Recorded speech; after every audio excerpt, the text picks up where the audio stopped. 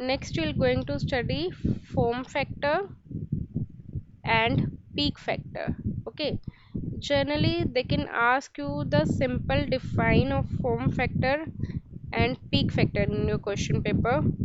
So basically, form factor, do you know what is form factor?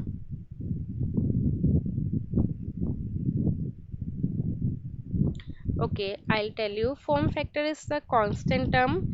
It is denoted by Kf. Peak factor is the constant term. It is denoted by Kp. Form factor formula is like we can say VRMS divided by V average, or we can say IRMS divided by I average.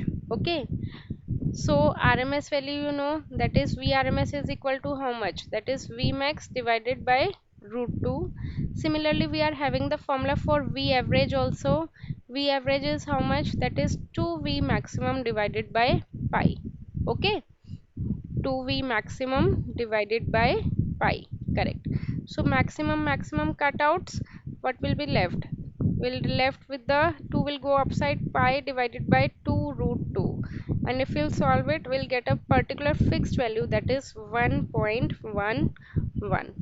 Okay, so you need to remember that for form factor there is a particular value, that is 1.11.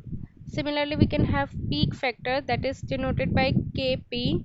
For this formula is I max divided by I RMS, or we can say V max divided by V RMS. Okay, V max value, you know that is I max is equal to I RMS. We can take it I max as it is, and I RMS would be I max divided by root 2. So max cut, what will be the answer? Root 2, and root 2 is how much? 1.414. Again, that is fixed for the peak factor. Clear?